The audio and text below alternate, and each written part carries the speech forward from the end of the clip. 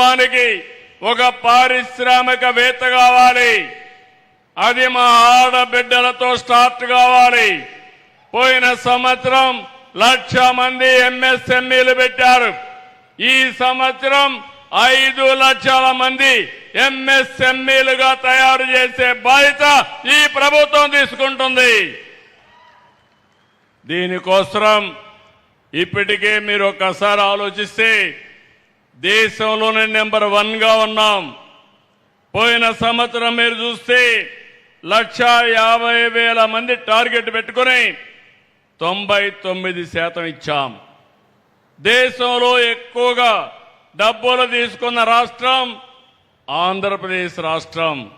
మా ఆడబిడ్డల్లో నీతి ఉంది, నిజాయితీ ఉంది. ఎవరైనా అప్పు తీసుకుంటే 99.9% తిరిగి కట్టేసే పరిస్థితికి వచ్చారు. ఈ సంవత్సరం 1,67,000 మందికి రుణాల కోసం ప్లాన్ చేస్తున్నాం. ఇది కూడా సాధ్యం అవుతుందని చెప్పి కూడా నేను మీకు తెలియజేస్తున్నా. ఇప్పుడే ఎంపీ గారు కోరారు, ప్రతి ఒక్క మండలానికి ఆడబిడ్డలకి డాక్రా సంఘాలకి సోలార్ పార్కులు ఇమ్మని. తప్పకుండా ఇవ్వడానికి సిద్ధంగా ఉన్నాం. ముందుకు రావాల్సిందిగా మా ఆడబిడ్డల్ని డాక్రా సంఘాలను కోరుతున్నా. దీన్ని పూర్తిగా సపోర్ట్ చేయడానికి రతన్ టాటా ఇన్నోవేషన్ హబ్ తీసుకొచ్చాం. హబ్ అండ్ స్పోక్ మోడల్ పెట్టాం.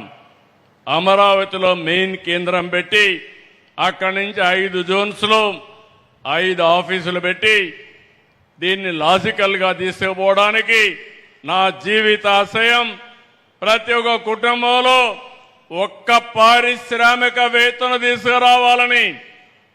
ఈరోజు చూశాను, చాలా మంది రైతులు కోల్డ్ స్టోరేజ్ పెట్టుకునే పరిస్థితికి వచ్చారు.